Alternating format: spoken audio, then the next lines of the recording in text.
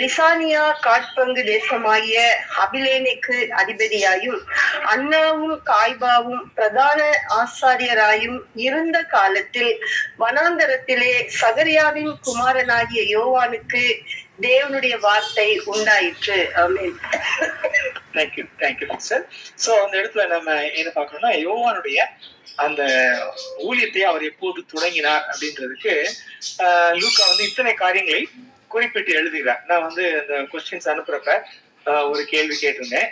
வேதம் வந்து ஏன் ஒரு கற்பனை கதை அல்ல, தமிழ்ல புனை சுருட்டுன்னு சொல்லுவாங்க, அதாவது சும்மா எழுதுறது, அதாவது ஒரு ஸ்டோரிய எழுதுறது, ஏன் அது அப்படி அல்ல அப்படின்னு சொல்லி பாக்குறதுக்கு இது ஒரு நல்ல உதாரணம். ஏன் அப்படின்னா, ஒரு புனை சுருட்டு அல்லது கற்பனை கதையை எழுதுறவங்க எப்படி எழுதுவாங்கன்னா, முன்னொரு காலத்தில் ஒரு மன்னன் இருந்தான் அப்படின்னு சொல்லுவாங்க, அல்லது என்ன சொல்லி இப்படி எழுதுவாங்க, அதாவது இந்த இந்த நட்சத்திரமும் அந்த நட்சத்திரமும் ஒன்னா வந்துச்சு, அந்த சமயத்துல இந்த நாட்டுல ஒரு மன்னன் இருந்தான் அப்படின்னு சொல்லி எழுதுவாங்க. சோ அத வந்து எந்த விதத்திலும் நாம் வந்து அது சரியா தவறா அப்படின்னு சொல்லி நம்ம கண்டுபிடிக்க முடியாது. ஏன்னா அதுக்கு ஒரு ஹிஸ்டாரிக்கல் ரெஃபரன்ஸ் அல்லது வரலாற்று பூர்வமான ஒரு குறிப்புகள் அதுல இல்லை. இன்னொரு காலத்துல ஒரு மன்னன் இருந்தா அப்படின்னா அது எந்த காலத்துல எந்த மன்னன் எந்த நாடு எதுவுமே நம்மளால கண்டுபிடிக்க முடியாது. சரியா? சோ அப்ப இங்க அவர் எழுதும் போது எப்படி எழுதுறாரு அப்படின்னா, எந்தெந்த இடத்துல யார் யாரு கவர்னராக இருந்தா, யாரு வந்து அதிபதியாக இருந்தா, யார் வந்து பிரதான ஆசிரியராக இருந்தா அப்படின்னு சொல்லி ரொம்ப தெளிவாக எழுதுகிறதை பார்க்கிறோம். இன்னொரு முக்கியமான விஷயம் என்ன அப்படின்னா, வேதத்தை பொறுத்தவரையிலே வேதம் வந்து அந்த அந்த வரலாற்று காரியங்கள் நடந்து ஒரு 30 வருஷங்களிலே எழுதப்பட்டு விட்டது, எழுத ஆரம்பித்து விட்டார்கள். அதாவது இயேசு கிறிஸ்து மரித்து உயிர் தெழுந்தது வந்து நம்ம 33வது வருஷம், கிபி 33வது வருஷம் அப்படின்னா கிபி 54 வந்து பவுல் வந்து எழுத ஆரம்பித்து விட்டார். கலாத்தியருக்கு எழுத நிருபத்தை எழுத ஆரம்பித்து விட்டார். வேதம் வந்து ஏறத்தாழ கிபி 70க்கு முன்பாக நிறைய புத்தகங்கள் எழுதி முடிக்கப்பட்டது. யோவான் வெளிப்படுத்தின விசேஷம் மாத்திரம், வெளிப்படுத்தின விசேஷம் மற்றும் யோவானுடைய அதாவது கடைசியில பாக்குறோம் இல்லையா, 1 யோவான் 2 யோவான் போன்ற காரியங்கள் எல்லாம் 90வது நூற்றாண்டிலே எழுதப்பட்டதுன்னு சொல்றாங்க. சோ அப்படி பார்த்தோம் அப்படின்னா உண்மையான ஹிஸ்டாரிக்கல் ஈவென்ட்ஸ் நடந்து ஒரு 20-30 வருஷங்களில எழுத ஆரம்பிச்சிட்டாங்க. நான் குறிப்பா இப்படி சொல்லுவேன், இப்போ வந்து நான் வந்து 10th ஸ்டாண்டர்ட் முடிச்சு ஏறத்தால ஒரு 30 வருஷம் ஆயிடுச்சு, 30-35 வருஷம் ஆயிடுச்சு. சரியா? 35 வருஷத்துக்கு மேலே ஆயிடுச்சு. ஆனா இப்ப நான் வந்து 10th ஸ்டாண்டர்ட்ல என்னோட டீச்சர் பேர் வந்து, அவனுக்கு பேர் எடி, அந்த வாக்கியர் பேர் எடி, கிளாஸ் டீச்சர் பேரு. சோ இப்ப யாராவது ஒருத்தவங்க வந்து 10th ஸ்டாண்டர்டு ஏசிஎஸ் ஹை ஸ்கூல்ல இந்த வருஷம் 10F அந்த 1987-88 வந்து வேற ஏதாவது டேனியல்னு ஒரு வாத்தியார் இருந்தார் அப்படின்னு சொல்ல முடியுமா? சொல்ல முடியாது. ஏன்னா அந்த கிளாஸ்ல படிச்ச 50 ஸ்டூடெண்ட்ஸ்க்கும் தெரியும் அந்த வருஷம் அந்த செக்ஷனுக்கு இவர் தான் வாத்தியார் அப்படின்னு சொல்லி. சோ இப்ப வேதத்தை இவங்க எழுதியிருக்காங்களே, லூக்கா எழுதியிருக்கிறாரு, எவ்வளவோ வேத சீஷர்கள் எழுதியிருக்கிறாங்க. அப்ப அவங்க தப்பா எழுதுறாங்கன்னு வச்சுக்கோங்க. அப்ப அந்த காலத்துல வாழ்ந்தவங்க, நீ எப்படிதான் இயேசு கிறிஸ்து இருந்தாரு, ஒரு அதிசயம் பண்ணாரு, அற்புதம் பண்ணாரு, உயிரோடு இருந்தாரு, பொய் சொல்ற அப்படின்னு சொல்லி அவங்கள உடனே தடுத்திருக்க முடியும். ஆனா அது உண்மையாக இருக்கிற பட்சத்தினாலே அந்த யாரும் ஒண்ணு சொல்ல என்ன சொல்ல வரேன் அப்படின்னா, ஒரு 30 வருஷத்துக்கு முன்னாடி நடந்த ஒரு விஷயத்தை இப்ப எழுதணும் அப்படின்னா அதை குறித்து அது சரியா தவறா என்று தீர்மானிப்பதற்கு நிறைய பேர் உலகத்துல உயிரோட இருப்பாங்க. அதே இது ஒரு 1000 வருஷத்துக்கு முன்னாடி நடந்த ஒரு விஷயத்த பண்ண இப்ப எழுதுறேன் அப்படின்னு வச்சுக்கோங்களேன், நான் என்ன வேணாலும் எழுதலாம், யாரும் அதை சரியா தப்பான்னு அதை தீர்மானிக்க முடியாது. சோ வேதம் என்பது அந்த ஆக்சுவல் இன்சிடென்ட் நடந்து உடனடியாக எழுதப்பட்ட ஒரு புத்தகம். அது சரித்திர பூர்வமாக வரலாற்று பூர்வமாக பிழையற்றது அப்படின்னு சொல்லி நம்ம பாக்குறோம். நீங்க இன்னும் அதிகமா ஆழமா படிக்கணும் அப்படின்னா அப்போஸ்தலர் நடவடிக்கைகள் 25-26 அந்த அதிகாரங்களை வாசித்தீங்க அப்படின்னா, பவுல் வந்து ஒரு அகிரிப்பா ராஜா முன்னாடி போய் நின்று சொல்றாரு, இயேசு கிறிஸ்து மரித்து உயிரோடு எழுந்தார், இது வந்து எங்கேயோ ஒரு மூலையில நடக்கல, எருசலேம்ல இருக்க எல்லாருக்கும் தெரியும் அப்படின்னு என்றால் வேதம் என்பது ஒரு சரித்திர பூர்வமாக ஒரு அக்யூரேட்டான ஒரு ஒரு ஒரு ஒரு ஒரு ஒரு சான்று அப்படின்னு சொல்லி நம்ம பாக்குறோம். சரி, நம்ம தொடர்ந்து போவோம். இப்ப யோவானுடைய ஊழியத்தை குறித்து நம்ம பார்க்கணும். யோவான் வந்து எதற்காக வந்தா நம்ம லாஸ்ட் வீக்கே பார்த்தோம். அந்த மல்கியா கடைசி அதிகாரத்துல கடைசி 2 வசனங்கள் வந்து அவன் என்ன பண்ணுவான் அப்படின்னா, பிள்ளைகளுடைய இருதயத்தை பெற்றோருக்கு நேராக திருப்புவான். இல்ல இன்னொரு விதமா சொல்லணும் அப்படின்னா, இந்த கரண்ட் ஜெனரேஷன் பிள்ளைகள்னா அந்த அப்ப உள்ள ஜெனரேஷன் இருக்கு இல்லையா, அவங்க வந்து தேவனுடைய வழிக்கு, அதாவது பெற்றோர்கள் அப்படின்னா அங்க வந்து ஆபிரகாம், ஈசாக்கு, யாக்கோபு இவர்களை குறிக்கிறது பெற்றோர்கள். அவங்கதான் வந்து பெற்றோர்கள். நமக்கும் வந்து அவர்கள் தான் பெற்றோர், ஃபோர் ஃபாதர்ஸ் அப்படின்னு சொல்லி பைபிள்ல சொல்லுவோம். சோ அவர்களுடைய வழிக்கு நேராக அவர்கள் எப்படி தேவனை சார்ந்து தேவனை நம்பி இருந்தார்களோ அது போல திருப்புவது, அதுதான் வந்து இந்த யோவான் ஸ்நானகனுடைய ஊழியம். சோ அந்த ஊழியத்தை குறித்து ஆண்டவர் வந்து ஒரு தீர்க்க தரிசனமாக சொல்லப்பட்டிருக்கிறது. அதை நம்ம வாசிப்போம். ஏசாயாவின் புத்தகம் 40வது அதிகாரம் 3வது வசனம். அது 7வது வசனம். ஏசாயா 40:3. 3, 4 கொடுத்து 4, 5 கூட வாசிக்கும். 3 முதல் 5 வரை வாசிக்கும். ஏசாயா 40, 3 முதல் 5. கர்த்தருக்கு வழியை ஆயத்தப்படுத்துங்கள், அவாந்தர வெளியிலே நம்முடைய தேவனுக்கு பாதைகளை செவ்வை பண்ணுங்கள் என்றும், பள்ளமெல்லாம் உயர்த்தப்பட்டு சகல மலையும் குன்றும் தாழ்த்தப்பட்டு கோணலானது செவ்வையாகி கரடு முரடானவை சமமாக்கப்படும் என்றும், கர்த்தரின் மகிமை வெளியரங்கமாகும், மாம்சமான யாவும் அதை ஏகமாய் காணும், கர்த்தரின் வாக்கு அதை உரைத்தது என்றும் வனாந்தரத்திலே கூப்பிடுகிற சத்தம் உண்டாயிற்று. சோ இந்த இடத்துல யோவான் ஸ்நானகன் வந்து அவன் தான் அந்த வனாந்தரத்துல கூப்பிடுகிற அந்த சத்தம். அப்ப வருகிறவர் யார்? வருகிறவர் யாருக்கு அவன் வழி ஆயத்தம் பண்ணுகிறான்? கர்த்தருக்கு வழி. கர்த்தருக்கு. கர்த்தர் அப்படின்னு நீங்க ஓல்ட் டெஸ்ட்மென்ட்ல அந்த நீங்க பைபிள்ல இங்கிலீஷ் பைபிள் எடுத்து பாத்தீங்கன்னா ஜெகோவான்னு போட்டிருக்கோம். அதாவது லார்ட் அப்படின்னா ஜெகோவா, கேபிட்டல் LO அப்படின்னா ஜெகோவா. அப்ப வருகிறவர் யார்? வருகிறவர் கர்த்தர். கர்த்தர் உலகங்களை உண்டாக்குனவர், சர்வ வல்லமையுள்ள தேவன். அவர் தான் வர்றார். சோ அதே காரியத்தை தான் இங்கேயே போட்டிருக்காங்க, அதே வசனத்தை தான் இங்க எடுத்து போட்டிருக்காங்க. அப்ப இயேசு கிறிஸ்து யார் என்பதை இந்த இடத்துல நம்ம புரிந்து கொள்ளலாம். இயேசு கிறிஸ்து அவர் சர்வ வல்லமையுள்ள கர்த்தர், அவர் வருகிறார். இப்ப பாதையை செவ்வைப்படுத்தும், பள்ளமெல்லாம் நிரப்பப்படும், உயர்ந்த மலைகள் குன்றுகளும் சமமாக்கப்படும், கோணலானவைகளும் நேராக்கப்படும். அப்படின்னா வந்து he is preparing, அவன் வந்து ஆண்டவர் வழி, இயேசு கிறிஸ்து வருவதற்கு வழியை ஆயத்தம் பண்ணுகிறான். எப்படி ஆயத்தம் பண்ணுகிறான் அப்படின்னா, உயர்ந்திருக்கிறவைகள், அதாவது உயர்ந்திருக்கிறவைகள்லாம் தாழ்த்தப்படும், தாழ்ந்திருக்கிறவர்கள் உயர்த்தப்படும், எல்லாம் சமமாகும், எல்லாருக்கும் ஒரு ஈக்குவல் கிரவுண்ட் அப்படின்னு சொல்லி சொல்லுவாங்க இல்லையா. இப்ப அடுத்த வசனத்துல நம்ம 5வது வசனத்துல என்ன பாக்குறோம்னா, மாம்சமான யாவும் தேவனுடைய ரட்சிப்பை காண்பார்கள். அப்ப மாம்சமான யாவரும் தேவனுடைய ரட்சிப்பை காண்பார்கள் அப்படின்னா என்ன அர்த்தம்? அதற்கு என்ன அர்த்தம்? மாம்சமான யாவரும் தேவனுடைய ரட்சிப்பை காண்பார்கள் அப்படின்னா உலகத்துல இருக்க எல்லாருமே ரட்சிக்கப்பட்டு பரலோகத்துக்கு போயிருவாங்கன்னு சொல்லப்பட்டிருக்குதா? என்ன சொல்லப்பட்டிருக்கு? அவர் வருகையை எல்லாருமே காண்பார்கள். ஓகே, அவர் வருகையை எல்லாரும் காண்பார்கள். அவர் வருகை வந்து எல்லாருக்கும் வெளியரங்கமான ஒரு விஷயமாக இருக்கும். ஓகே, வெளியரங்கமான ஒரு விஷயமாக இருக்கும். சரி, அது ஒரு நல்ல பாயிண்ட். பட் இந்த இடத்துல நம்ம இன்னொன்னு என்ன பாக்குறோம் அப்படின்னா, பழைய ஏற்பாட்டுக்கும் இந்த இடத்துக்கும் ஒரு வித்தியாசம் இருக்கு. இயேசு கிறிஸ்து வருவதற்கு முன்பாக மாம்சமான எல்லாருக்கும் தேவனுடைய ரட்சிப்பு இருந்ததா? அங்க ஏதாவது மேடு பள்ளங்கள் இருந்ததா? பள்ளம், அதாவது சிலருக்கு அது ஒரு அட்வான்டேஜ் ஆகும், சிலருக்கு வந்து அது அட்வான்டேஜ் இல்லாமலும் இருந்ததா அப்படின்னு சொல்லி நம்ம அப்படின்னு சொல்லி நீங்க சிந்திச்சு பாத்தீங்க அப்படின்னா நீங்க என்ன சொல்லுவீங்க? அதை குறித்து அது இஸ்ரவேலர்கள் மட்டுக்கும் தான் அந்த ஆக்சஸ் இருந்தது. புறஜாதிகளுக்கு வந்து பாவ மன்னிப்பு ரட்சிப்புக்கு எந்த வழியுமே இல்ல. Very good, very good, very good. God bless you. So இந்த இடத்துல பழைய ஏற்பாட்டுல என்ன ஒரு வித்தியாசம் அப்படின்னா, ஆண்டவர் யூதர்களை தெரிந்து கொண்டார். யூதர்களை தெரிந்து கொண்டு அவங்களுக்கு 10 கட்டளைகள் எழுதி கொடுத்தார். அவர்களிடத்துல தீர்க்கதரிசிகளை அனுப்பினார். சோ அவர்களோடு ஒரு உடன்படிக்கை செய்திருந்தார். அப்ப புறஜாதியாருக்கு அந்த இடத்துல பெரிய ஆக்சஸ் இல்ல. சோ ஈவன் யூதர்களிடத்துல பாத்தீங்க அப்படின்னா, நீங்க ஆண்டவருடைய சித்தத்தை தெரிந்து கொள்ளணும் அப்படின்னா பழைய ஏற்பாட்டுல என்ன பண்ணணும்? எப்படி ஆண்டவருடைய சித்தத்தை தெரிந்து கொள்ள முடியும்? அவங்க ஆசாரியர்கள், பிரதான ஆசாரியர்கள் மாதிரி போகணும்னு நினைக்கிறேன். ஆமா, ஆமா, பிரதான ஆசிரியர்கள் இடத்துல போய் கேட்கணும், இல்ல ஒரு தீர்க்கதரிசியை கூப்பிட்டு அவர் இடத்துல கேட்கணும். தாவீது வந்து நாத்தானை கூப்பிட்டு கேட்கிறான், ஆண்டவர் நான் யுத்தத்துக்கு போலாமா போக கூடாதா அப்படின்னு சொல்லி.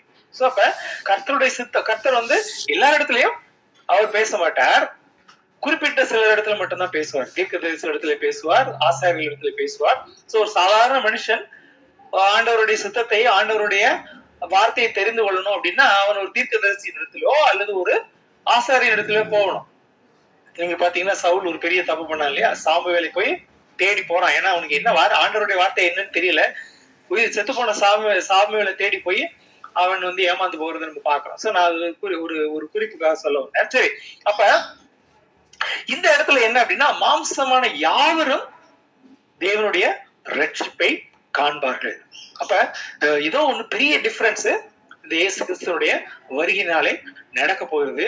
இப்ப என்ன ஆகுது அப்படின்னா சிலருக்கு அட்வான்டேஜ், சிலருக்கு டிஸ்அட்வான்டேஜ் இல்லை, எல்லாரும் ஒரே லெவல் கிரவுண்டுக்கு வரப்படும். குன்றுகள் எல்லாம் மலைகள் எல்லாம் தாழ்த்தப்படும், குன்றுகள் எல்லாம் உயர்த்தப்படும். இப்ப என்ன சொல்ல வர்றாங்க அப்படின்னா அந்த ஒரு யூதன் என்றும் இல்லை, கிரேக்கன் என்றும் இல்லை, இந்தியன் என்றும் இல்லை, தமிழன் என்றும் இல்லை, எல்லாருக்கும் ஆண்டவருடைய ரட்சிப்பு கிடைக்க போகிறது. அது ஒரு பெரிய குட் நியூஸ். அதுதான் வந்து யோவான் சொல்லுகிறதை நம்ம பாக்குறோம். சோ இப்ப இந்த இடத்துல அடுத்த செக்ஷன் பார்த்தோம் அப்படின்னா யோவான் வந்து ஞானஸ்நானம் கொடுக்க துவங்குகிறார். அவர் தொடங்கும் போது அவரு எதை குறித்து அவர் பிரசங்கிக்கிறார்? 6வது வசனத்தை வாசிங்க. இன்னும் கூப்பிட்டு சொல் என்று ஒரு சத்தம் உண்டாயிற்று. எண்ணத்தை கூப்பிட்டு சொல்வேன் என்று அதற்கு மாம்சம் எல்லாம் உள்ளே இல்ல சிஸ்டர், சாரி, லூக்கா 3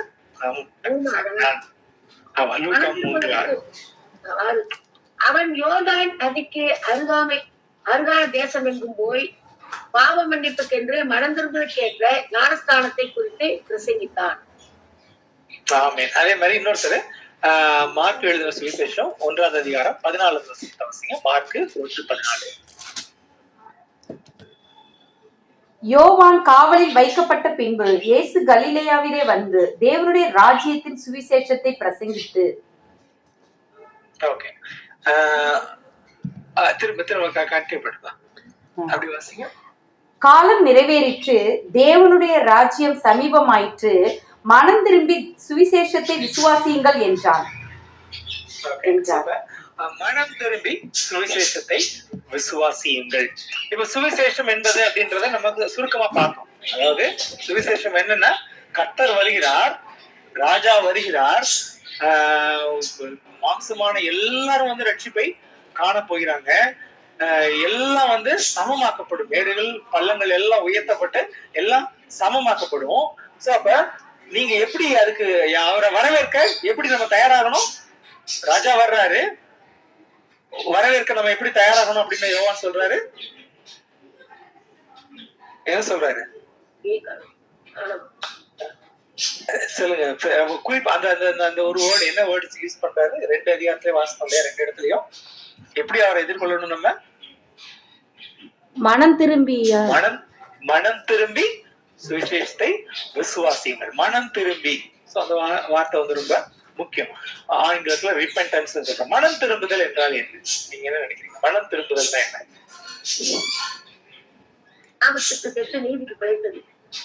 ஓகே, பாவத்துக்கு செத்து நீதிக்கு பிழைப்பது. சரி, அப்ப அந்த மனம் திரும்புவதற்கு முன்பாக நம்ம எப்படி இருந்தோம், மனம் திரும்புவதற்கு அப்புறம் நம்ம எப்படி இருப்போம்? நீங்க அந்த வார்த்தையை எடுத்துக்கோங்களேன், மனம் திரும்புதல். மனம்னா வந்து நம்மளுடைய ஹார்ட் அல்லது நம்மளுடைய டிசையர்ஸ். சோ அது திரும்புதல், டர்னிங். அப்படின்னா என்ன அர்த்தம்? அதுவரை நம்ம மனம் வந்து நினைச்சதெல்லாம் செய்ய, நமக்கு பிடிச்சமானது, இனிமே ஆண்டவருக்கு பிடிச்சமானது செய்யணும், சரியானபடி. நம்ம கரெக்ட், சுத்திகரிப்பு, ஆண்டவருக்கு பிரியமானது செய்யறது, நம்ம மனம் போன போக்குல நடக்குதுன்னு சொல்லுவாங்க. மனம் போன போக்குல, அதாவது மனம் போன போக்குலதான் ஒரு காமனான ஒரு உலகத்துல ஒரு ஆவரேஜான ஒரு ஆளை எடுத்துக்கோங்களேன், ஒரு நார்மலான ஒரு பர்சன். அவங்களுக்கு வந்து சில நோக்கங்கள், சில எண்ணங்கள்லாம் இருக்கும். அவங்களுடைய மனம் வந்து ஒரு திசையை நோக்கி செல்லும். சோ அது வந்து அவங்களுக்கு சில கோல், அதாவது குறிக்கோள்கள் இருக்கும், ஒரு இலக்கு இருக்கும். சோ கிறிஸ்தவர்களை பொறுத்தவரையில நம்ம இந்த உலகம் போற போக்குல நம்ம போக வேண்டிய அவசியம் இல்லை. இவர் என்ன சொல்றாரு, மனம் திரும்புங்கள். அதாவது மேத்தமெட்டிக்கல் அல்லது கணித பிரகாரமாக சொன்னா 180 டிகிரி டர்ன் அப்படின்னு சொல்லுவாங்க.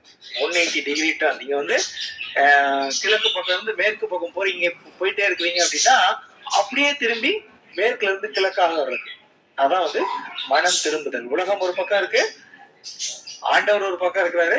இவ்வளவு நாள் நம்ம வந்து ஆண்டவர்கிட்ட இருந்து விலகி உலகத்தை நோக்கி போய் கொண்டிருக்கோம். மனம் திரும்புதல் அப்படின்னா அந்த உலகத்துக்கு பக்கம் திரும்பி அந்த பக்கத்துல இருந்து திரும்பி ஆண்டவரை நோக்கி போகுது. பாட்டு பாடுறோம் இல்லையா, சிலுவையை முன்னா உலகமே பின்னால் அப்படின்னு பாடுறோம் இல்லையா, அதுதான். சோ சிலுவை வந்து முன்பாக இருக்கும், உலகம் வந்து எனக்கு பின்னாக இருக்கும். இயேசு கிறிஸ்துவோட ரட்சிப்பை நோக்கி நான் நடப்பேன். சோ அதுதான் வந்து மனம் திரும்புதல். சோ அப்ப யோவான் வந்து என்ன சொல்றாரு, நம்ம உலகத்துல இருக்க மக்களை பார்த்து நீ எப்படி இயேசு கிறிஸ்துவை வரவேற்க வேண்டும், எப்படி இந்த ராஜாவை வரவேற்கணும் அப்படின்னா மனம் திரும்பி சுவிசேஷத்தை விசுவாசிக்கணும் அப்படின்னு சொல்றாரு. சரி, மனம் திரும்புதலுடைய எப்படி தெரியும்? இப்ப நான் மனம் திரும்பினேன்னா இல்லையான்னு உங்களுக்கு எப்படி தெரியும்? நான் சொல்றேன், நான் மனம் திரும்பிட்டேன்ப்பா, நான் மனம் திருந்திட்டேன், நான் இயேசு கிறிஸ்துவை விசுவாசிக்கிறேன் அப்படின்னு சொல்லி நான் சொல்றேன்னு வச்சுக்கோங்க. நான் மனம் திருந்திட்டேன்னா இல்லையான்னு உங்களுக்கு எப்படி தெரியும்? ஆண்டவராகிய இயேசுவின் அச்சு அடையாளங்களை நாம் தரித்துக் கொள்ளணும். ஓகே, ஆண்டவருடைய இயேசு கிறிஸ்துவோட அச்சு அடையாளங்களை தரித்துக் கொள்ள வேண்டும், அல்லது இயேசு கிறிஸ்துவை போல நாம் இருக்க வேண்டும். Very good. சரி, அதை எப்படி நம்ம கண்டுபிடிப்போம்? உங்களுக்கு வெளிப்படையாக தெரியுது. நான் சொல்றேன், ஓகே நான் இயேசுவை போல மாறிட்டேன்னு சொன்னா நீங்க ஒத்துக்குவீங்களா? நம்ம நடந்துக்கிற முறை, செய்கை, பேச்சை வித்தியாசம் இருக்கும். கரெக்ட் மாமா, எக்ஸாக்ட்லி. சோ அப்ப நம்ம நடக்கிற முறைகளிலே மாற்றம் வருது. இவ்வளவு நாள் நம்ம செய்த காரியங்கள் வேறுவாக்கும் மனம் திரும்பிய பிறகு நாம் செய்கிற காரியத்திற்கும் ஒரு பெரிய வித்தியாசத்தை நாமும் காண முடியும், மற்றவர்களும் காண முடியும். நாமும் காண முடியும், மற்றவர்களுக்கும் காண முடியும். அதுதான் வந்து யோவான் சொல்லுகிறாரு, மனம் திரும்புதலுக்கு ஏற்ற கனிகளை கொடுங்கள். நீங்க அந்த இடத்துல 7வது வசனத்தை வாசிங்க. ஏன் யோவான் அப்படி சொல்றாரு அப்படின்னா, நிறைய பரிசேயர்களும் அவரிடத்துல வந்து ஞானஸ்தானம் பெரும்படியா அவங்க வர்றாங்க.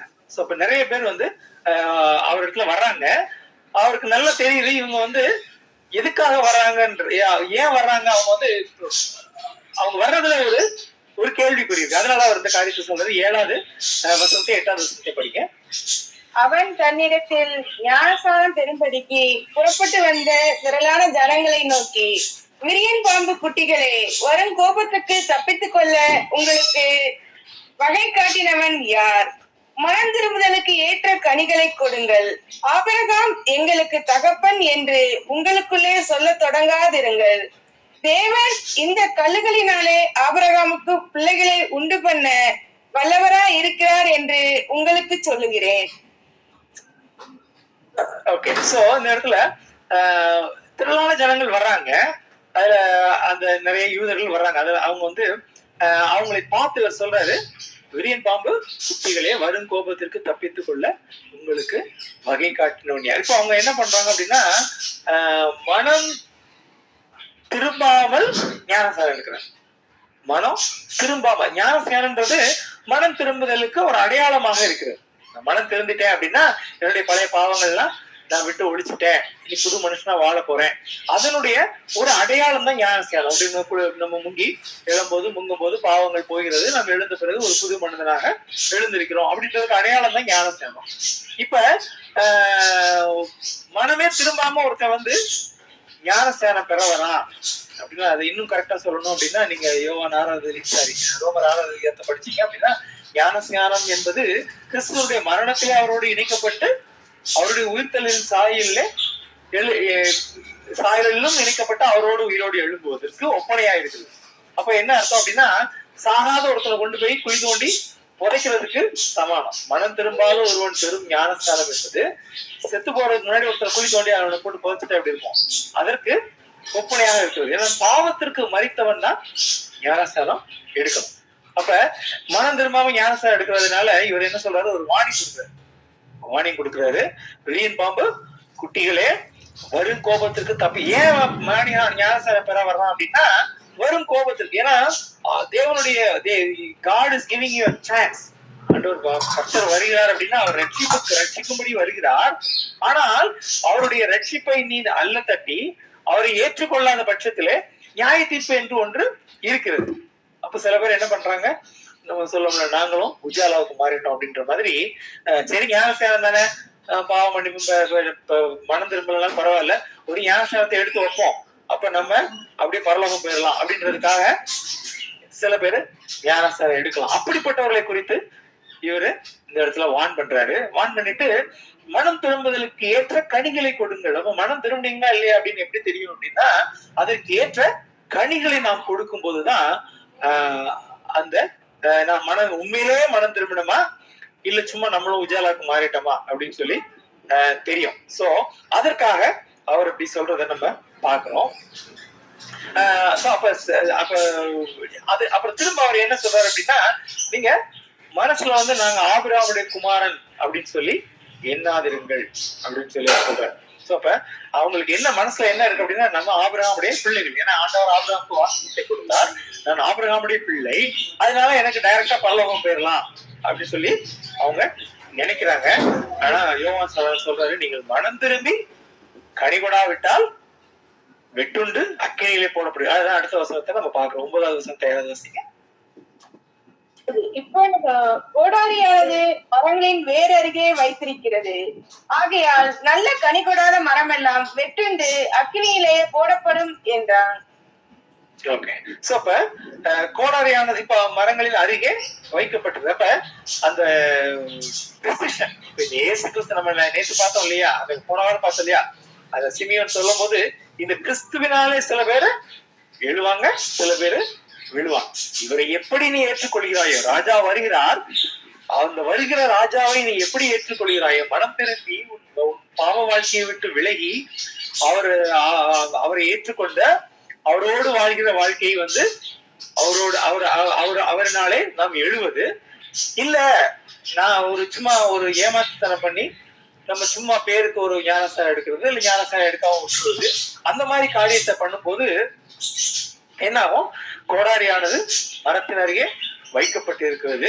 நல்ல கனி கொடாத மரம் எல்லாம், நல்ல கனி கொடாத மரம் அப்படின்னா அந்த ஃப்ரூட் ஆஃப் ரிப்பெண்டன்ஸ், மனம் திரும்புதலுக்கு ஏற்ற கனி கொடாத மரம் எல்லாம் வெட்டுண்டு அக்கினியிலே போடப்படும் அப்படின்னு சொல்லி நம்ம வந்து பாக்குறோம். நம்ம நிறைய சமயத்துல கிறிஸ்தவத்தை வந்து நம்ம எப்படி நினைக்கிறது, எங்கப்பா அதாவது சில பேருக்கு போய் எப்பா நீ கிறிஸ்தவனா அப்படின்னு சொல்லி கேட்டோம்னா அவங்க சொல்லுவாங்க, எங்க அப்பா பேரு ஆமோஸ், எங்க தாத்தா பேரு தாமஸ், என் பேரு போவாஸ், என்ன பார்த்து நீ கிறிஸ்டியன்றியா அப்படின்னா என்ன இருந்ததுன்னா, நான் 3, 4, 5 ஜெனரேஷனா நாங்கெல்லாம் கிறிஸ்தவங்கப்பா, எங்க பேரை பார்த்தா தெரியலையா, நீ வந்து என்கிட்ட கிறிஸ்டியன்னு கேட்கற அப்படின்னு சொல்லி அதுக்கு ஒரு கதை சொல்லுவாங்க. ஒரு வீட்டுல ஒரு சின்ன பையன் வந்து அவனுக்கு பிரிட்டானியா பிஸ்கெட்லாம் ரொம்ப பிடிக்குமா, அதனால என்ன பண்ணாலும் அவங்க அப்பாட்ட அடம் பிடிச்சு எனக்கு நிறைய பிஸ்கெட் வேணும்னு பெரிய தகர டப்பா, பிளாஸ்டிக் தகர டப்பா நிறைய அவர் வந்து பிரிட்டானியா பிஸ்கட் வாங்கி கொடுத்தானா அவன் எல்லாத்தையும் சாப்பிட்டுட்டு அந்த பிஸ்கட் டப்பாவை எடுத்து பழம் மேல போட்டானா. திடீர்னு ஒரு நாள் டர் சத்தம் கேட்டுச்சான். உடனே நேரா என்ன எது சத்தம் கேக்குது மேல ஏறி பார்த்தா அந்த டப்பாக்குள்ள இருந்து ஒரு எலி தவி ஓடிச்சான். அந்த எலி வந்து பிரிட்டானியா பிஸ்கட்டா மாறிடுமா? மாறாது. ஏன்னா பிரிட்டானியா பிஸ்கட் ஜாருக்குள்ள இருக்கிறதுனால எலி எல்லாம் பிரிட்டானியா பிஸ்கட்டா மாறாது. அது மாதிரி கிறிஸ்தவ குடும்பத்திலே பிறப்பதனாலே ஒருவன் கிறிஸ்தவன் ஆகிறது இல்லை.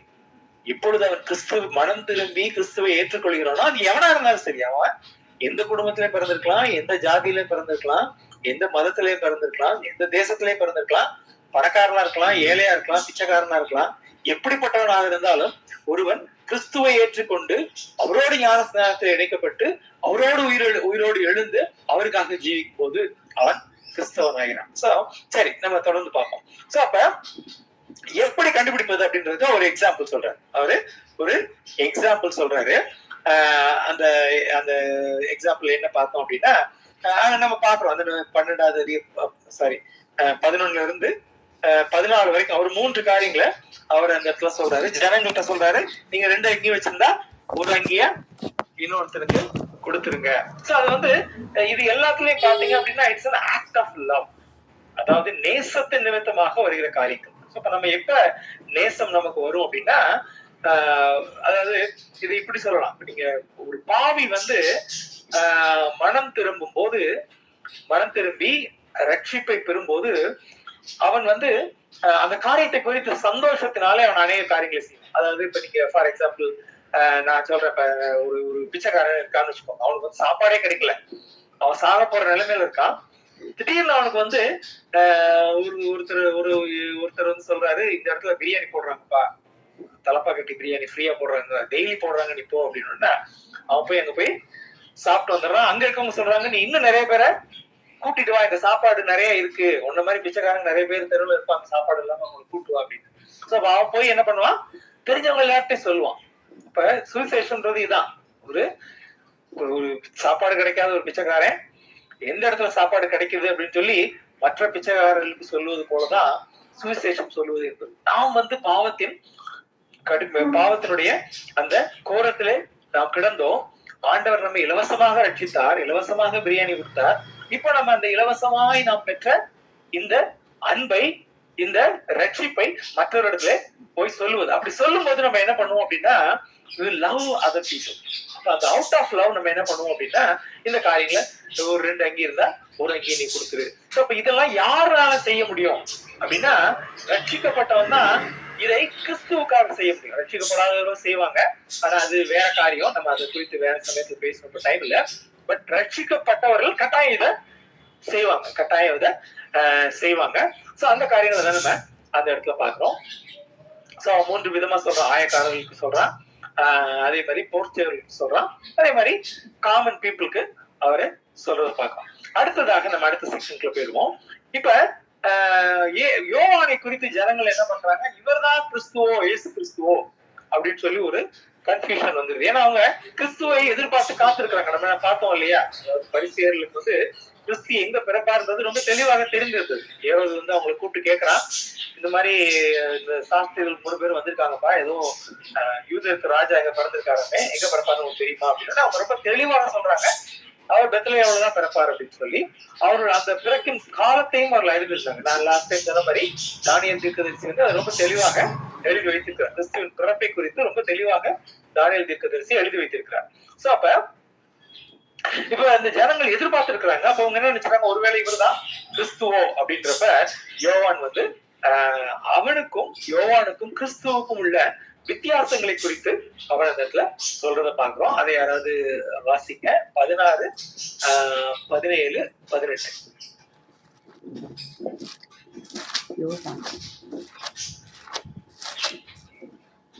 எந்த அதிகாரம் ஜபா? யோவானா? யோவான் எல்லாருக்கும் பிரதித்திரமாக, நான் ஜலத்தினால் உங்களுக்கு ஞானஸ்நானம் கொடுக்கிறேன், என்னிலும் வல்லவர் ஒருவர் வருகிறார், அவருடைய பரிசுத்தரின் வாரை அவிழ்க்கிறதற்கும் நான் பாத்திரன் அல்ல. அவர் பரிசுத்த ஆவியினாலும் அக்னியினாலும் உங்களுக்கு ஞானஸ்நானம் கொடுப்பார். தூற்றுக்கூடை அவர் கையில் இருக்கிறது. அவர் தமது களத்தை நன்றாய் விளக்கி கோதுமையை தமது களஞ்சியத்தில் சேர்ப்பார். பதரையோ அவியாத அக்னியினால் சுட்டரிப்பார் என்றார். வேறு அநேக புத்திமதிகளையும் அவன் ஜனங்களுக்கு சொல்லி பிரசங்கித்தான். ஆமென். சோ இந்த இடத்துல யோவான் ஸ்நானகன் வந்து ஜனங்கள் வந்து அவனை கிறிஸ்து அப்படின்னு சொல்லி நினைக்கும் போது அவன் என்ன சொல்றான், நான் வந்து அவருடைய பாதரட்சியின் வாரை அவிழ்ப்பதற்கு கூட எனக்கு தகுதி கிடையாது, அவருடைய ஷூல உள்ள லேச வந்து அதை போய் டச் பண்றது கூட எனக்கு தகுதி இல்லை அப்படின்னு சொல்லி சொல்றேன். சோ அப்ப யோவான் ஸ்நானகன் யாரு? யோவான் ஸ்நானகன் வந்து தேவனால் அனுப்பப்பட்ட ஒரு மனுஷன், இயேசு கிறிஸ்துவை குறித்து சாட்சி கொடுக்கிறார். இயேசு கிறிஸ்துவை குறித்து சாட்சி கொடுக்கிறது. கிறிஸ்து யார் சாட்சி கொடுக்கிறது அப்படின்னா, தேவன் யார் அப்படின்னு. இப்ப நீங்க சபையில எந்திரிச்சு சாட்சி சொல்றீங்க அப்படின்னா, சாட்சி எதற்காக சொல்றோம்? நான் பெரிய ஆளு, நான் ரொம்ப நல்லவன், என்னுடைய பிரேயர்னால இதெல்லாம் நடந்தது அப்படி சொல்றதுல இல்ல. தேவன் யார், அவர் எப்படிப்பட்டவர்? சாட்சி அப்படின்னா தேவனை குறித்து நாம் சொல்லுவதுதான் சாட்சி.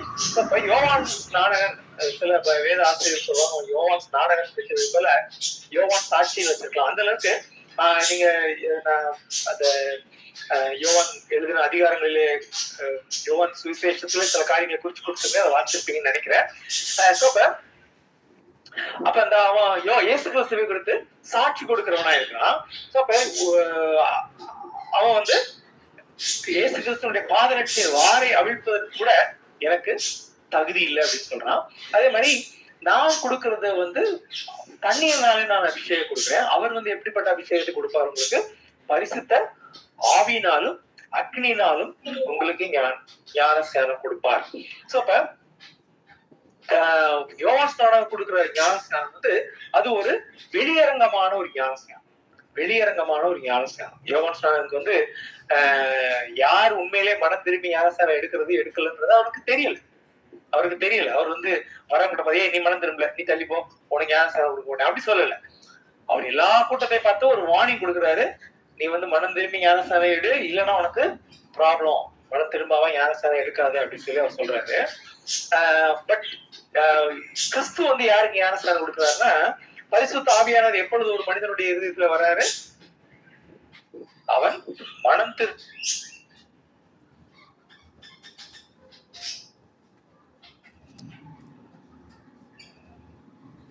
ஹலோ வாசம் பண்ணுவோம் அப்படின்னு சொல்லி சொல்றாரு. யோவான் 15வது அதிகாரத்துல இருக்கும் நினைக்கிறேன், 15 13 தெரியல.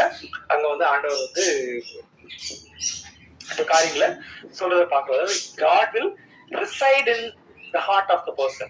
ஆண்டவர் நம்முடைய இதயத்துல எப்போ வந்து வாசம் பண்ணுவார், எப்போ வந்து இருப்பார், தங்கி இருப்பார் அப்படின்னா, நாம் ரட்சிக்கப்பட்டு பாவ மன்னிப்பை பெற்று நாம் ரட்சிக்கப்படும் போது கிறிஸ்து வந்து நம்மை பரிசுத்த ஆவியினாலே அவர் நம்மை அபிஷேகிக்கிறார். நம்முடைய இருதயத்துல அவர் வந்து தங்குகிறார் அப்படின்னு சொல்லி பாக்குறோம். சோ அப்ப இது வந்து உள்ளாக நடக்கிற ஒரு ஞானம். தண்ணீரால கொடுக்கிறது வெளிப்படையாக நடக்கிறது, இது வந்து உள்ளாக நடக்கிறது. அதே மாதிரி யோவான் கொடுக்குற ஞானஸ்நானம் வந்து அது வந்து ஒரு ஆயத்தமாகுதலுக்கு ஏதுவான ஞானஸ்நானம். ப்ரிப்பேரிங். அவன் வந்து பரலோகத்துல கொண்டு போய் சேர்க்க மாட்டாரு. யோவான் கொடுக்குற ஞானஸ்நானம் பரலோகத்துல கொண்டு போய் சேர்க்காது. அது வந்து ஒரு ப்ரிப்பரேஷன். அவரை ஆண்டவரை ஏற்றுக்கொள்வதற்கு ஒரு ப்ரிப்பரேஷன். ஆனால் இயேசு கிறிஸ்து கொடுக்குற ஞானஸ்நானம்ன்றது வந்து அது வந்து உண்மையிலே இருதயத்திலே கொடுக்கிற ஒரு ஞானஸ்நானம் பாக்குறோம். யோவான் கொடுக்கிற ஞானஸ்நானம் தண்ணீரினாலே கொடுக்கிற ஒரு ஞானஸ்நானம். கிறிஸ்து கொடுக்கிற ஞானஸ்நானம் ஒரு ஆவியினாலே நடைபெறுகிற உள்ளார்ந்த ஒரு ஞானஸ்நானம் பாக்குறோம். அதே மாதிரி நம்ம சொன்ன மாதிரி யோவானுக்கு வந்து மனிதனுடைய இருதயத்துல என்ன இருக்குன்னு தெரியாது. ஆனால் இயேசு கிறிஸ்துவுக்கு மனிதனுடைய இருதயத்துல என்ன இருக்குன்னு நல்லாவே தெரியும். உங்களுக்கு டவுட்டா இருந்ததுன்னா 2 யோவான் கடைசி வசனத்தை வாசித்தீங்கன்னா, அவர்களை நம்பி மனிதர் உள்ளத்தில் இருப்பதை அவர் அறிந்திருக்கிறபடினால் அவர் அவர்களை நம்பி இணங்கவில்லை அப்படின்னு சொல்லி முடியும். அப்ப he knows the heart of each and every person. அவருக்கு முன்பாக எல்லாம் நிர்வாணமும் வெளியரங்கமா இருக்கிறது. ஒருத்தனும் வந்து அவருக்கு மனுஷனுடைய இது இருதயத்துல என்ன இருக்கு சொல்ல வேண்டியது அவருக்கு எல்லாருக்கும் எல்லாம் அவருக்கு தெரியும் சொல்லி பாக்குறோம். அதே மாதிரி இந்த ஞானஸ்நானத்துல வந்து அக்கினியினால் ஞானஸ்நானம் கொடுப்பார் அப்படின்னு சொல்லியிருக்கு. அதை குறித்து நிறைய வேத வல்லுநர்கள், அது நீங்க யார கேட்கறீங்கன்றது பொறுத்து இருக்கு, வேறு விதமாக சொல்லுவாங்க. நீங்க வந்து ஆவிக்குரிய சபைகளுக்கு போறீங்க அப்படின்னா அக்கினி ஞானஸ்நானம்ன்றதுக்கு அவர்கள் ஒரு வியாக்கியானம் கொடுப்பாங்க. அப்படி இல்லாம நீங்க மெயின் லைன் சர்ச்சஸ் சொல்லுவாங்களோ அவங்க போனீங்கன்னா அவங்க ஒரு வியாக்கியானம் கொடுப்பாங்க. சோ நம்ம அதற்குள்ளாக இப்ப போவேனா. பட் நம்ம அதுல உள்ள ஒரு காரியம் என்ன அப்படின்னா, அந்த அடுத்த வசனத்தை பாத்தீங்க அப்படின்னா அது வந்து ஒரு நியாய தீர்ப்புக்குள்ள ஒரு வசனம். 17வது வசனத்தை பாத்தீங்கன்னா, அவர் கோதுமை களஞ்சியத்திலே சேர்ப்பார், பதரையோ அவியாத அக்கினியிலே சுட்டெரிப்பார் அப்படின்னு சொல்லி பாக்குறோம். அவியாத அக்கினியிலே சுட்டெரிப்பார். சோ அப்ப இது வந்து ஒரு வார்னிங் கொடுக்கறத நம்ம அந்த இடத்துல பார்க்கணும். சோ அப்ப இது இந்த நேரத்துல உண்மையான ஒரு விட்னஸ், உண்மையான ஒரு சாட்சி, கிறிஸ்துவுக்குள்ள ஒரு சாட்சி வந்து எப்படி இருக்கணும் அப்படின்றதுக்கு இந்த யோவான் ஸ்நானகம் ஒரு பெரிய உதாரணம். நீங்க யோவான் எழுதின சுவிசேஷத்துல நான் குறித்து கொடுத்த வசனங்களை வாசிப்பீங்கன்னு நினைக்கிறேன். சோ அந்த இடத்துல இதே காரியங்கள் யோவான் 1வது அதிகாரத்துக்கு நீங்க நம்ம திரும்ப லூக்கா 3க்கு வருவோம். இப்ப யோவான் 1க்கு நேராக நீங்க 1வது அதிகாரத்துக்கு நேராக நீங்க வேதத்தை திருப்பிக் கொள்ளுங்கள். அந்த இடத்துல பார்த்தோம் அப்படின்னா, யோவான் இடத்துல சில பரிசேயர்கள் வந்து நீ கிறிஸ்துவா எங்களுக்கு சொல்லுங்க அப்படின்னு சொல்றாங்க. அவர் சொல்றாரு, நான் கிறிஸ்துவ இல்ல, யாருமே இல்லை அப்படின்றாரு. ஐ அம் ஜஸ்ட் a வாய்ஸ். நான் வந்து ஒரு வனாந்தரத்துல கூப்பிடுகிற ஒரு சத்தம் அப்படின்னு சொல்லி அவர் சொல்றதை பாக்குறோம். சொல்லிட்டு நீங்க அந்த 29வது வசனத்தை படிங்க. 29, யோவான் 1:29. மறுநாளிலே யோவான் இயேசுவை தன்னிடத்தில் வர கண்டு, இதோ உலகத்தின் பாவத்தை சுமந்து தீர்க்கிற தேவ ஆட்டுக்குட்டி. யோவான் ஸ்நானகன் இயேசு கிறிஸ்துவை பார்த்து முதலில் சொன்ன ஒரு வார்த்தை என்னன்னா இதுதான், இதோ உலகத்தின் பாவத்தை சுமந்து தீர்க்கிற தேவ ஆட்டுக்குட்டி அப்படின்னு சொல்லி அவன் வந்து இயேசு கிறிஸ்துவை பார்த்து சொல்றான். சோ இப்ப நீங்க அதை ஃபுல்லா படிச்சிருப்பீங்கன்னு நினைக்கிறேன். ஃபுல்லா அப்படியே இதையும் டீட்டெயிலா போனோம் அப்படின்னா நம்ம யோவானே முழுமையாக படிக்கிற மாதிரி இருக்கும், நமக்கு டைம் இல்ல. சோ அப்ப திரும்ப என்ன ஆச்சு அப்படின்னா யோவானுக்கு சீஷர்கள் இருந்தாங்க, யோவான் இடத்துல சீஷர்கள் இருந்தாங்க. நம்ம அது உங்களுக்கு தெரியும் நினைக்கிறேன். சோ அப்ப யோவான் வந்து உலக பாவத்தை சுமந்து தீர்த்த தேவாட்டுக்குட்டி இவர் தான், நான் அவருடைய காலில் பாதரட்சியின் வாரை அவிர்க்கிறதுக்கு எனக்கு தகுதி இல்லை, நான் வந்து தண்ணில தான் ஞானஸ்தானம் கொடுப்பேன், இவர் வந்து அக்கினினாலும் பரிசுத்த ஆவியினாலும் ஞானஸ்தானம் கொடுப்பவர், இவர் வந்து என்னிலும் பெரியவர், எல்லா காரியங்களும் அவர் வரிசையா சொல்லிட்டே வர சொல்லிட்டு அடுத்த நாள் பார்த்தோம் அப்படின்னா 25 முதல் 24 முதல் 37 அந்தப்படியே நான் கண்டு, இவரே தேவனுடைய குமாரன் என்று சாட்சி கொடுத்து வருகிறேன் என்றான். மறுநாளிலே யோவானும் அவனுடைய சீஷரில் 2 பேரும் நிற்கும்போது இயேசு நடந்து போகிறதை அவன் கண்டு, இதோ தேவ ஆட்டுக்குட்டி என்றான். அவன் அப்படி சொன்னதை அவ்விரண்டு சீஷரும் கேட்டு இயேசுவுக்கு பின் சென்றார்கள். இந்த இடத்துல பார்த்தோம் அப்படின்னா ரொம்ப அழகா எழுதப்பட்டிருக்கிறது. இப்ப என்ன ஆச்சு அப்படின்னா திரும்ப யோவான் வந்து பாக்குறாரு, மறுநாளிலே பார்த்துட்டு திரும்ப அதே காரியத்தை சொல்றாரு, இதோ உலகத்தின் பாவத்தை சுமந்து இருக்கிற தேவாட்டுக்குட்டி. சோ அப்ப கூட இருந்த 2 சீஷர்கள் பாக்குறாங்க, அவர் தான் உன்னோட பெரியவர், அவர் தான் உலகத்தின் பாவத்தை சுமந்து இருக்கிற தேவாட்டுக்குட்டி, நான் ஏன் கூட நான் அப்படியே போயிடுறேன் அப்படின்னு சொல்லிட்டு அவர் பின்னாடி போயிடுறாங்க. அப்ப நீங்க எப்படி இத ஃபீல் பண்ணுவீங்க? 2 பேரு நம்ம குரூப்பை விட்டு அங்கிட்டு போயிட்டான்டா அப்படின்னு சொல்லி வருத்தப்பட்டாரா யோவான்? யோவான் மட்டும் இருக்க மாட்டாரு,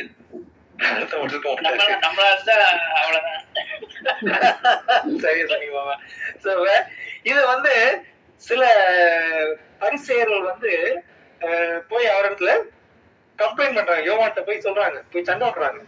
சோ அப்ப இந்த யோவான் 3வது அதிகாரம் 26ல இருந்து 29 வரை வாசிங்க. அது ரொம்ப அழகான வசனம். 29 இல்ல 30 வரைக்கும் கூட வாசிங்க.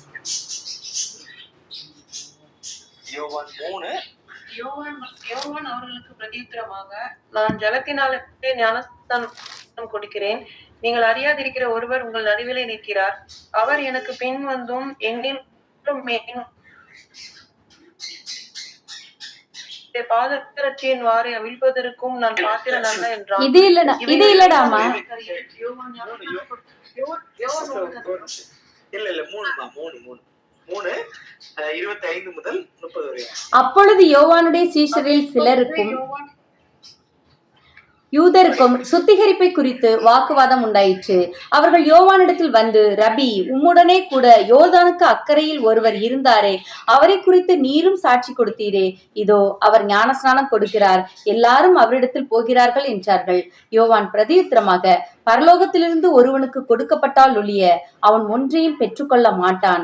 நான் கிறிஸ்துவல்ல, அவருக்கு முன்னாக அனுப்பப்பட்டவன் என்று நான் சொன்னதற்கு நீங்களே சாட்சிகள். மணவாட்டியை உடையவனே மணவாளன், மணவாளனுடைய தோழனோ அருகிலே நின்று அவருடைய சொல்லை கேட்கிறவனாய் மணவாளனுடைய சத்தத்தை குறித்து மிகவும் சந்தோஷப்படுகிறான். இந்த சந்தோஷம் இப்பொழுது எனக்கு சம்பூரணமாயிற்று. அவர் பெருகவும் நான் பெருகவும் வேண்டும். ஆமென்.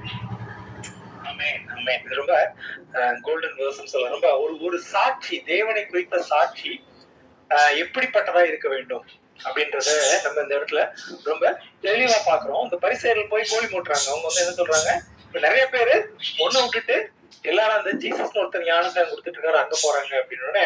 யோவான் வந்து அதை குறித்து வருத்தப்படல. அவர் என்ன சொல்றாரு, பரலோகத்திலிருந்து கொடுக்கப்பட்டாலுடைய இது ஏன் நடக்குது அப்படின்றத அவர் ரொம்ப தெளிவா சொல்றாரு. இது வந்து இட் இஸ் ஃப்ரம் காட். ஆண்டவர் அப்படிதான் டிசைன் பண்ணிருக்காரு. அவர் பெருக வேண்டும், நான் சிறுக வேண்டும். இன்னும் ரொம்ப அழகா பார்த்தோம் அப்படின்னா அந்த 29வது வசனம் வந்து ரொம்ப அழகா 29-30ல ரொம்ப அழகா சொல்றாரு. அவர் என்ன சொல்றாரு, அவர் தான் வந்து மணவாளன். இப்ப நீங்க ஒரு கல்யாண வீட்டுக்கு நீங்க அடிக்கடி போயிருப்பீங்க. அங்க மேடை போட்டிருப்பாங்க. மேடையில எடுத்தோடனே பொண்ணு மாப்பிள்ள வந்துட மாட்டாங்க. பாத்தீங்கன்னா ஒருத்தர் பாத்தீங்கன்னா அப்படியே தலைகீழ ஓடிட்டு இருப்பான். யார் அப்படின்னா அவர் தான் வந்து, அதாவது இங்க வந்து பெஸ்ட் மேன் அப்படின்னு சொல்லுவாங்க. அதாவது மணவாளனுக்கு பக்கத்துல நிக்கிற ஒரு ஆள் பெஸ்ட் மேன் சொல்லுவாங்க. நம்ம ஊர்ல மேபி அந்த க்ளோஸ் ரிலேட்டிவ் இல்ல இது தாய் மாமா யாராவது வச்சுக்கோங்களேன்.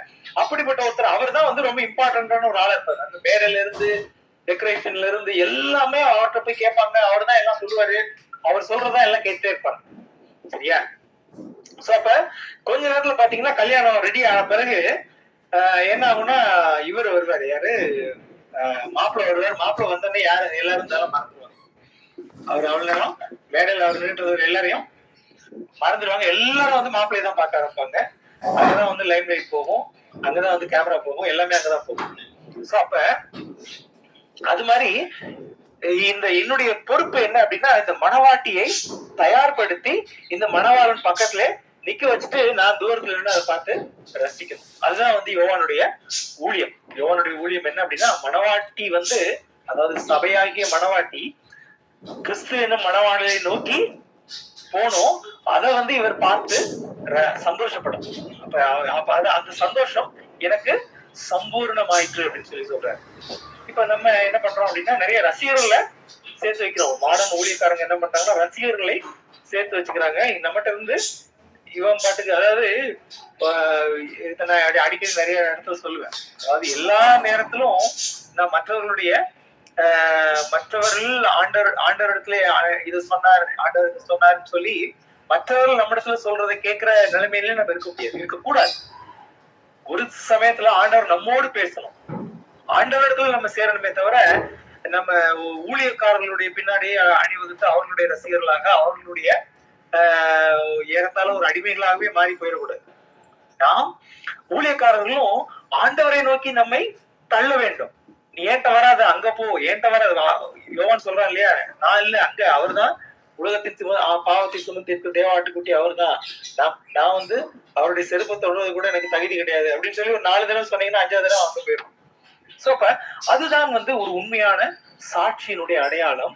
அவன் தன்னை தாழ்த்தி அவன் சிறுகி சிறுமைப்பட்டு கிறிஸ்துவை உயர்த்துகிறவனாய் காணப்படுவான் அப்படின்னு சொல்லிப்பாங்க. சரி, லூக்கா 3ஆம் அதிகாரத்துக்கு திரும்ப போவோம், நம்ம முடிச்சிருவோம். ஒரு 5 minutes நான் முடிச்சிடுறேன்.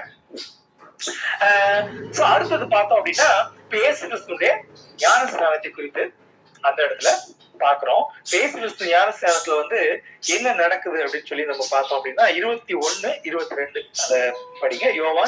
லூக்கா 3, 21, 22. ஜனங்கள் எல்லாரும்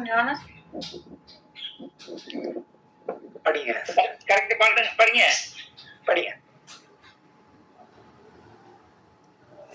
வானத்திலிருந்து ஒரு சத்தம் உண்டாகி, நீர் என்னுடைய நேசகுமாரன், உம்மில் பிரியமா இருக்கிறேன் என்று உரைத்தது. ஆமென். கொஞ்சம் இது கட் ஆயிடுச்சு, பரவாயில்ல. நான் படிக்கிறேன். ஜனங்கள் எல்லாரும் ஞானஸ்நானம் பெற்ற போது இயேசுவும் ஞானஸ்நானம் பெற்று ஜெபம் பண்ணுகையில் வானம் திறக்கப்பட்டது. பரிசுத்த ஆவியானவர் ரூபம் கொண்டு புறாவை போல் அவர் மேல் இறங்கினார். வானத்திலிருந்து ஒரு சத்தம் உண்டாகி, நீர் என் நேசகுமாரன், உம்மில் பிரியமாய் இருக்கிறேன் என்று உரைத்தது. சோ இதுல நம்ம எத்தனை காரியங்களை பார்க்கிறோம். யாரெல்லாம் இதுல இருக்கிறாங்க? யோவான் ஞானஸ்நானம் கொடுத்துட்டு இருக்காரு, யோவான் இருக்காரு. இயேசு கிறிஸ்து ஞானஸ்நானம், யார் ஞானஸ்நானம் பெறுவது? ஜீசஸ் பெறாரு. அவர்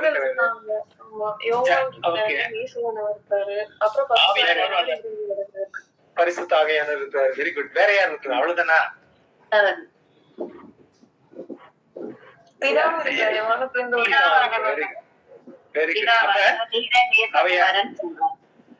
அப்ப பிதா இருக்கிறாரு, குமாரன் இருக்கிறாரு, பரிசுத்த ஆவியானவர் இருக்கிறார்.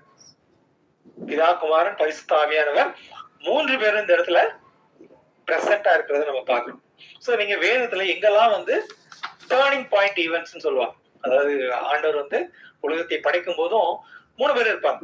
பிதா, குமாரன், பரிசுத்த ஆவியானவர் 3 பேரும் அந்த இடத்துல இருக்கிறத நம்ம பார்க்கணும். பிதா குமாரனானவர் ஆதாமை அவருடைய சாயல்ல உண்டாக்கி அவனோடு உலாவினார்னு சொல்லி பாக்குறோம்.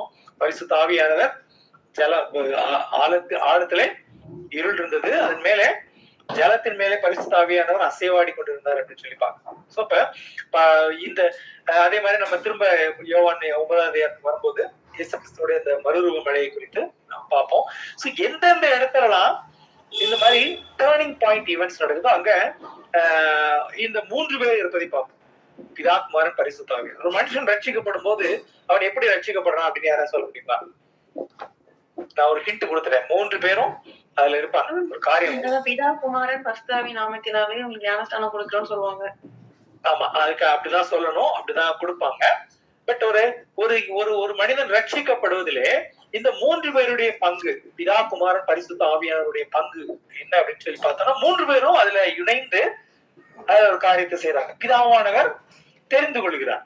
நம்ம இடத்துல பாக்குறோம், ஆண்டவர் சொல்றாரு, ஒருவன் பிதாவானவர் ஒருவனை இழுத்துக் கொள்ளாவிட்டால் ஒருவனும் என்னிடத்தில் வரான்.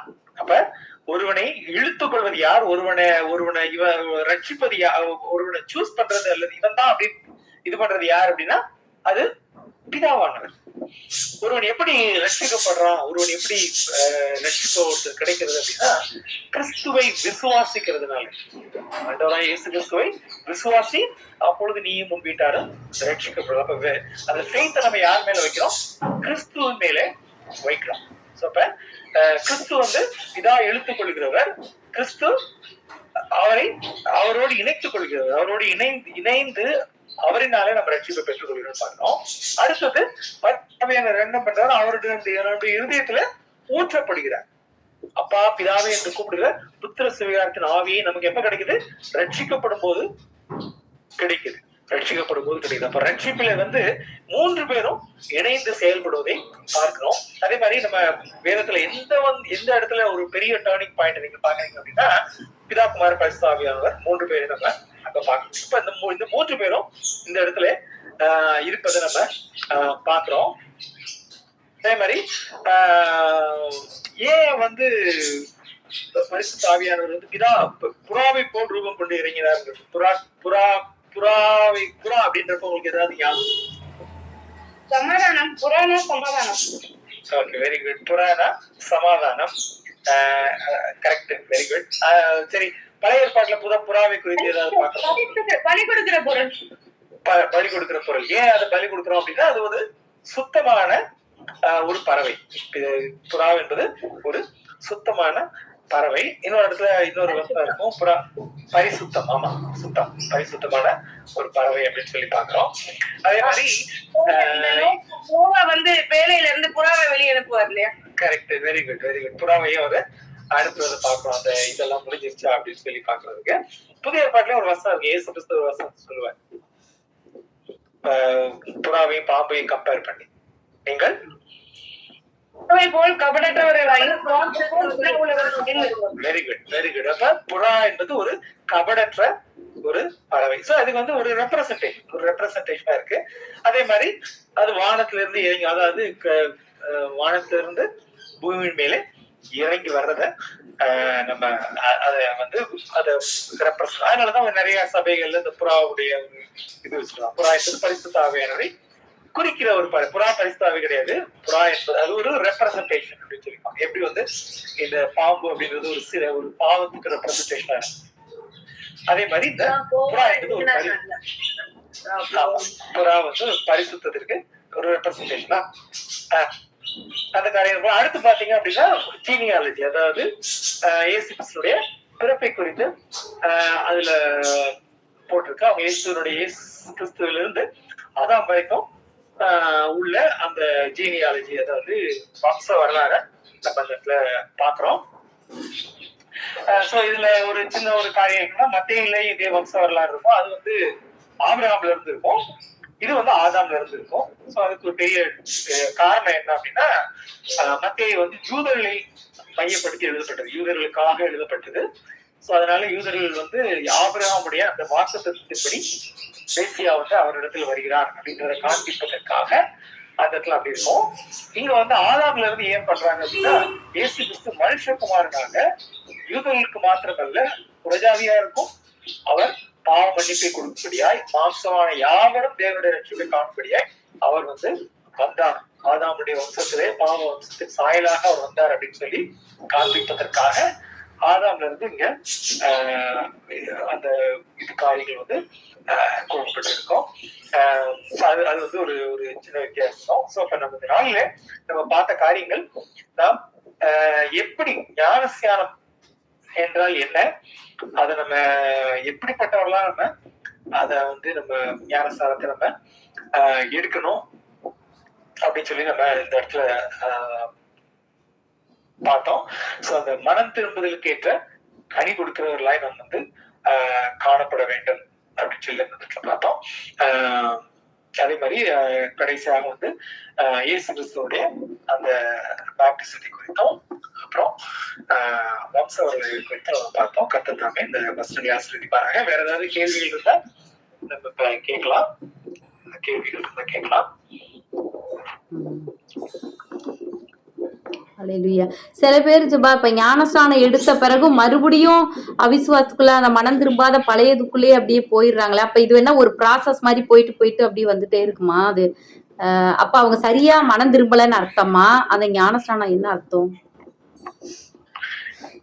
இல்ல, அதாவது ஞானஸ்நானம் எடுக்கிறதுன்றது வந்து அந்த அந்த பாயிண்ட் ஒரு டைம் தான் நம்ம எடுக்கிறோம். சோ அது வந்து பழைய பாவங்கள், இதுவரை செய்த பாவங்கள் கழுவப்படுவதற்கு அது வந்து ஒரு ஒப்பனையா இருக்கு. இதுவரை நான் செய்த பாவங்கள் கழுவப்பட்டு இது பண்றேன் அப்படின்னு சொல்லி, அப்ப மறுபடியும் நம்ம திரும்ப பாவம் செய்வதா என்பது அப்ப ஆண்டவர் வந்து பீட்டர் சொல்றாரு இல்லையா, பேரு வந்து சொல்றாரு, ஆண்டவரே நீங்க நான் வந்து உன் கால்களை கழுவாவிட்டால் என்னிடத்தில் உனக்கு பங்கு இல்லை அப்படின்னு இயேசு கிறிஸ்து சொல்றதை பார்க்கிறோம். அப்ப பீட்டர் சொல்றாரு என் காலம் மட்டும் இல்ல, என் தலையை கழுவுங்க அப்படின்னு. அப்ப சொல்றாரு முழுகினவன் பரிசுத்தமா இருக்கிறான், ஆனால் உங்களில் எல்லாரும் அல்ல. அப்ப வந்து அந்த ஞானஸ்நானம் பெறும்போது S we become the child of God. அதுக்கப்புறம் நம்ம பாவங்கள் செய்யும் போதும் மறுபடியும் நம்ம சிலுவை எண்ணெயிலே போய் நம்ம பாவ மன்னிப்புக்காக நம்ம ஜெபித்து அந்த பாவத்தை விட்டு பாவ மன்னிப்பு பெற்று நம்ம திரும்ப கிறிஸ்தவர்களாக வாழ வேண்டும். அப்பொழுது திரும்ப நம்ம முழுக்க எடுக்கிறது இல்ல, கால்களை மாத்திரம் கழுவினால் போதும் அப்படின்னா அந்த அந்த அந்த பாவ மன்னிப்பு, அந்த காரியத்துக்காக பாவ மன்னிப்பை பெற்றுக்கொண்டால் போதும். அப்ப ஒரு மனுஷன் வந்து ஞானஸ்நானத்துக்கு அப்புறம் தப்பே பண்ண மாட்டான் அப்படின்னு ஆண்டவர் வந்து சொல்லல. ஆனா அதற்கப்புறம் வந்து அவன் வந்து திரும்பவும் பாவம் செய்வானாகில் ஆண்டவர் இடத்துல அவன் திரும்ப ரிப்பன் பண்ணி மன்னிப்பு கேட்கணும். சோ அது வந்து ஒன்னியவான்ல நம்ம படிக்கும் ஒரு இடத்துல ஒரு பாவம் இல்லை என்பானால் நம்மை நாமே வஞ்சிக்கிறவர்களா இருப்போம். அப்ப வந்து நம்ம கிறிஸ்துவ இடத்துல போய் பாவ மன்னிப்பு பெறும்போது, பாவ மன்னிப்பு கேட்கும் போது அவர் வந்து பாவத்தை மன்னிக்கிறதுக்கு தயவு உள்ளவராக இருக்கிறார். வந்து விசுவாசியினுடைய அடையாளம் என்ன அப்படின்னா, பாவம் செய்ய மாட்டான், பாவம் செஞ்சுட்டான்னா அவன் பாவ மன்னிப்பை பெற்று திரும்ப பாவம் செய்யாத ஒரு வாழ்க்கை வாழ அவன் முழுவதுமாக முயற்சிப்பான். அதுதான் வந்து விசுவாசியினுடைய அடையாளம் சொல்லலாம். ஓகே ஓகேம்மா, தேங்க்யூம்மா. வேற யாருக்கும் ஏதாவது கொஸ்டின் தான் கேளுங்கப்பா.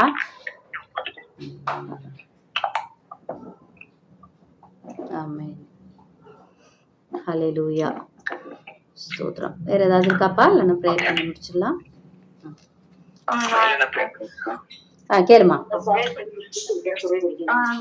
அந்த யோவான் ஸ்நானகன் வந்து எதுக்காக அவரு வந்தார் அப்படின்னா, நம்ம பைபிள்ல ஆண்டவரை பத்தி சாட்சி கொடுக்க அப்படின்ட்டு நம்ம போட்டிருக்கோம். அதை நம்ம இன்னும் தெளிவா சொல்லணும் அப்படின்னா, நம்ம ப்ரீவியஸ் கிளாஸ்ல டிஸ்கஸ் பண்ணோம்ல, பழைய ஏற்பாட்டுக்கும் புதிய ஏற்பாட்டுக்கும் இடையில 400 years கேப் இருந்தது. அந்த டைம்ல வந்து கிரேக்க அரசர்களும் ரோம மன்னர்கள்லாம் ஆட்சி பண்ணிட்டு இருந்தாங்க.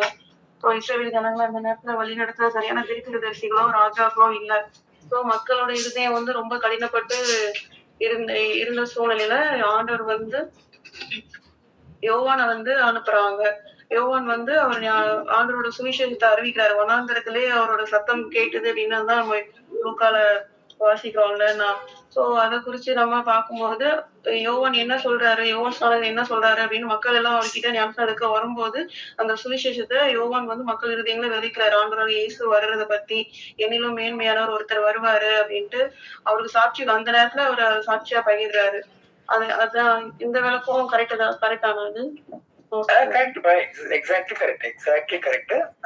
அந்த 400 வருஷம் ஆண்டவருடைய சத்தம் இல்லாம இருந்தது. அந்த நீங்க சொன்ன மாதிரி நம்ம மல்கியாவோட கடைசி அந்த 2 வசனங்களும் யோவானுடைய ஊழியமும் வந்து ஒன்னா அது சேரும். 400 வருஷம் ஒரு சத்தமும் இல்ல, இப்ப மேசியா வர்றாரு, நீங்க வந்து ரிப்போர்ட் பண்ணி அவரை ரிசீவ் பண்ண ரெடி ஆகுங்க அப்படின்னு சொல்லி அவரு சொல்றாரு. அதான் அவருடைய ஊழியம். அதே மாதிரி நம்ம நிறைய பார்த்தோம் அப்படின்னா அப்புறம் வந்து யோவான் வந்து டக்குன்னு இறந்துற மாதிரி காமிச்சிருப்பாங்க. அதாவது அவர்தான் வந்து ஏசப்பா அவர் சுவிசேஷம் ஆரம்பிச்சதும் யோவான் வந்து எடுத்துக்கொள்ளப்படுற அவர் மரணம் வந்துருது, அப்படிதானே?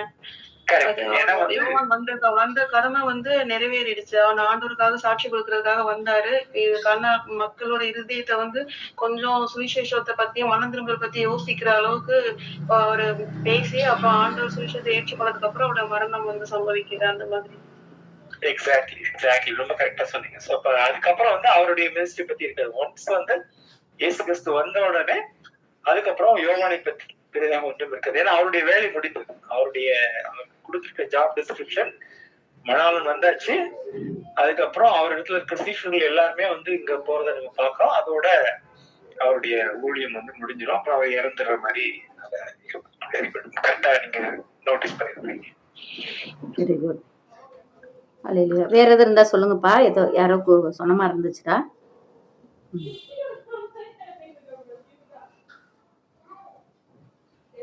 அல்லேலூயா, அல்லேலூயா. வேற எது கேள்வி இருக்காப்பா? இல்லைன்னா நம்ம முடிச்சிடலாமா? ஸ்தோத்திரம். சரி, ஓகே, நம்ம அப்படியே முடிச்சிடலாம். ஓகே, அல்லேலூயா. சரிம்மா. ஸ்தோத்திரம் ஆண்டவரே. அப்பா அம்மை நன்றியோடு துதிக்கிறோம்.